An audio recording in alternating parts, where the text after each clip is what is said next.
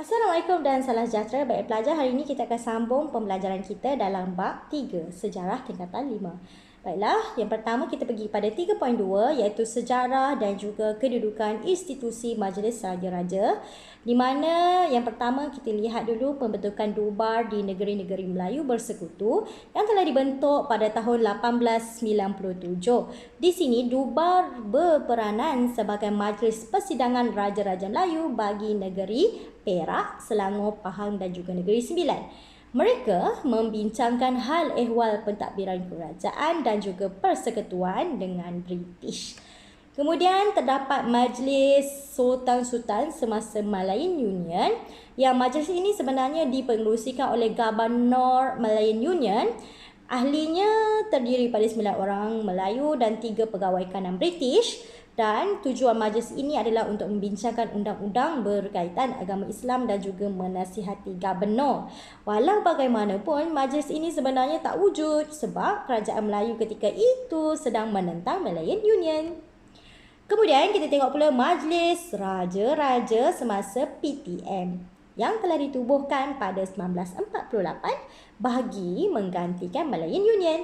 Majlis institusi yang dilengkapi dengan kuasa dan juga sekretariat dan telah diurus sepenuhnya oleh Raja-Raja Melayu.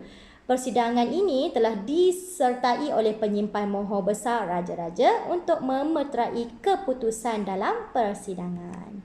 Kemudian kita ada Majlis Raja-Raja selepas merdeka. Di sini kita dapat lihat peranan Majlis Raja-Raja ini dikekalkan sehingga hari ini, dulu hingga kini.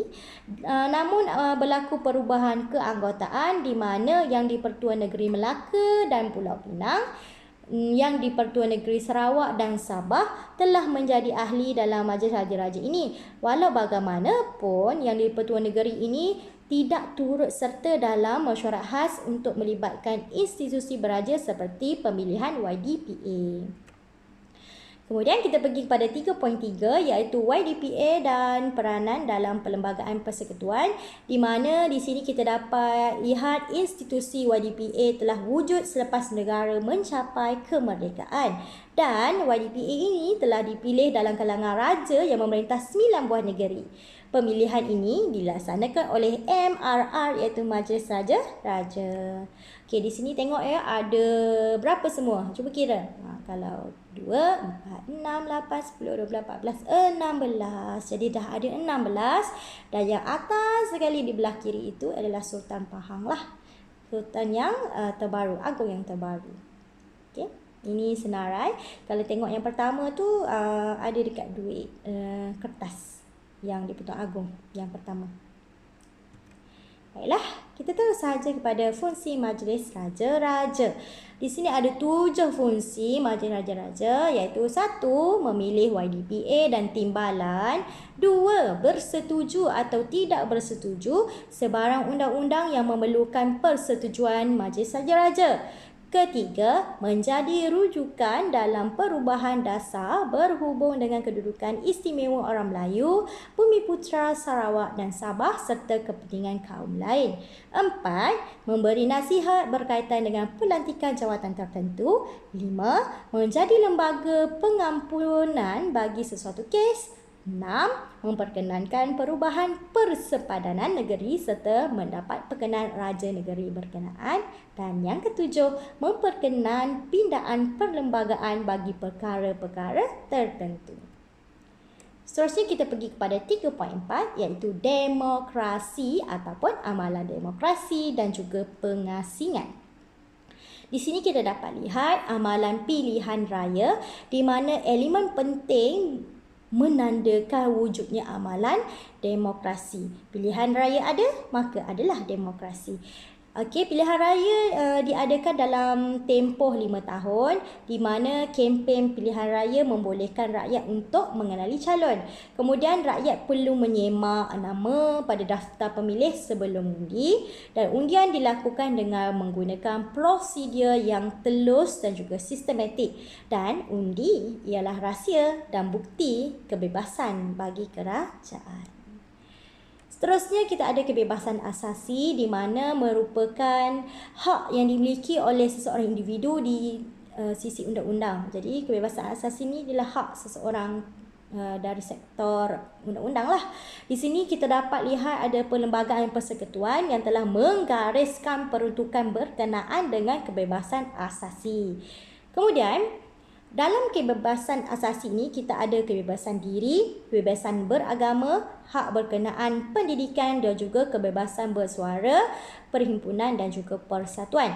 Di dalam kebebasan asasi, yang pertama iaitu kebebasan diri, tiada seorang pun boleh diambil nyawanya atau dilucutkan kebebasan dirinya kecuali undang-undang. Di sini kita dapat lihat tidak boleh pembunuhan sebenarnya berlaku di negara kita. Selain pada itu, kebebasan beragama pula, Islam ialah agama persekutuan, walau bagaimanapun penganut agama lain masih boleh mengamalkan agama masing-masing.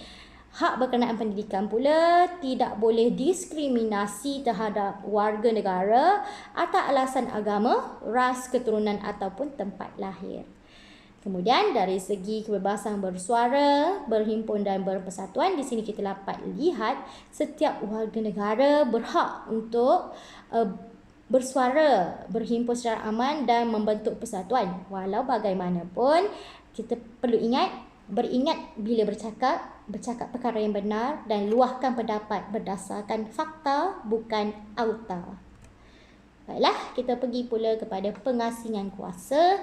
Di sini terdapat 3 pengasingan kuasa iaitu badan perundangan, badan eksekutif dan juga badan kehakiman. Dalam badan perundangan, kita ada parlimen iaitu badan perundangan yang tertinggi yang terdiri daripada 3 komponen iaitu YDPA, Dewan Negara dan juga Dewan Rakyat. Mereka, parlimen ini berkuasa untuk menggubal undang-undang, menyemak dasar kerajaan dan meluluskan perbelanjaan dan juga cukai baru. YDPA pula merupakan salah satu komponen dalam badan perundangan. Dalam badan perundangan, kita ada Dewan Negara ataupun Senat yang di mana Dewan tertinggi dan sistem perundangan negara berada di dalam kelompok ini.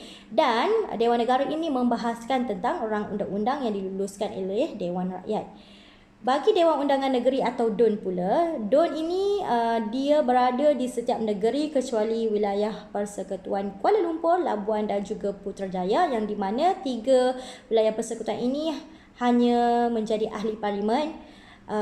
Dewan Undangan ini terdiri daripada Sultan yang di Pertuan Negeri selaku Ketua Negeri dan juga Speaker Dewan dan juga ADUN. Di sini juga kita dapat lihat peranan mereka ini adalah untuk menggubal undang-undang di negeri masing-masing lah. Kemudian kita ada Dewan Rakyat ataupun Dewan Perwakilan yang di mana ahlinya dipilih oleh rakyat sendiri melalui pilihan raya. Dan juga tujuan Dewan Rakyat ini adalah untuk menggubal dan meluluskan undang-undang pada peringkat Dewan Rakyat. Baiklah, kita pergi pula kepada badan yang kedua iaitu badan eksekutif ataupun dikenali sebagai badan pelaksana.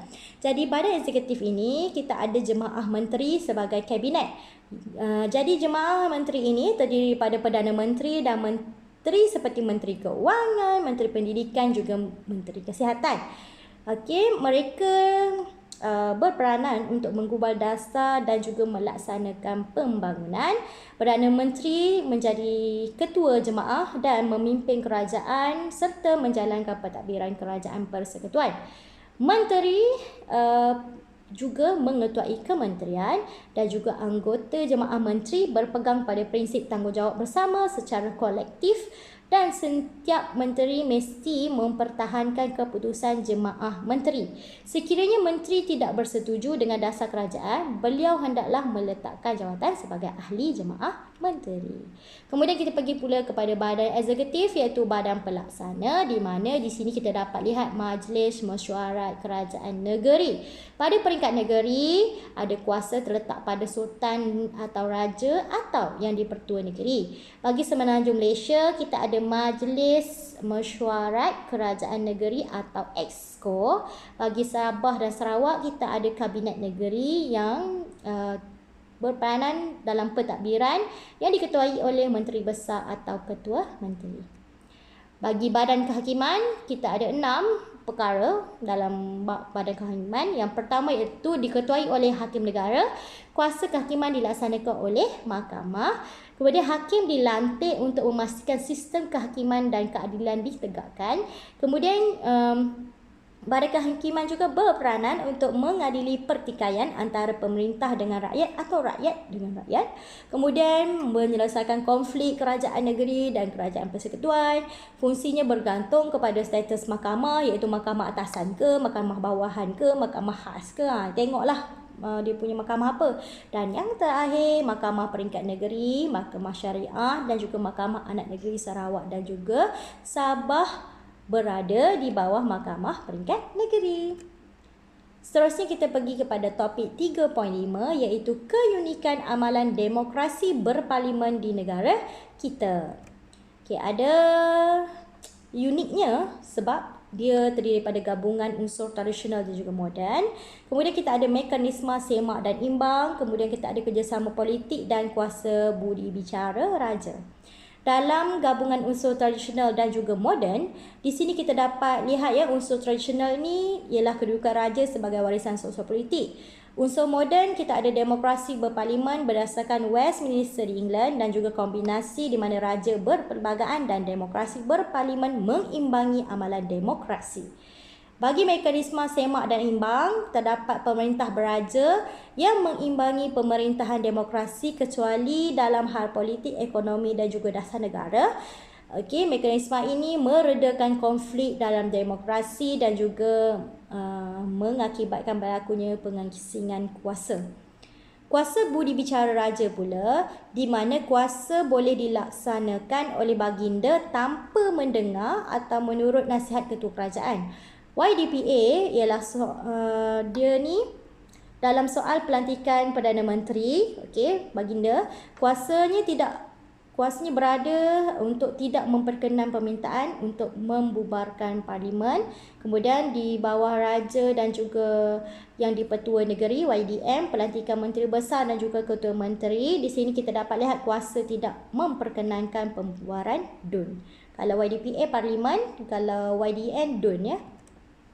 Kemudian kita pergi pada kerjasama politik, kita dapat lihat kerjasama dalam soal perkongsian kuasa antara kaum. Permuafakatan politik telah membolehkan parti politik membentuk kerajaan dan juga berkongsi kuasa. Kemudian Parti Perikatan atau Barisan Nasional telah menang 13 kali pilihan raya umum dan membentuk kerajaan persekutuan di mana mereka telah bekerjasama, maka dapatlah menang pilihan raya. Dan Pakatan Harapan pula telah memenangi pilihan raya ke-14 dan telah membentuk kerajaan persekutuan. Okey, itu sahaja topik bab 3. Semoga anda semua mendapat sesuatu. Kalau ada rezeki, kita akan jumpa lagi. Assalamualaikum. Bye semua.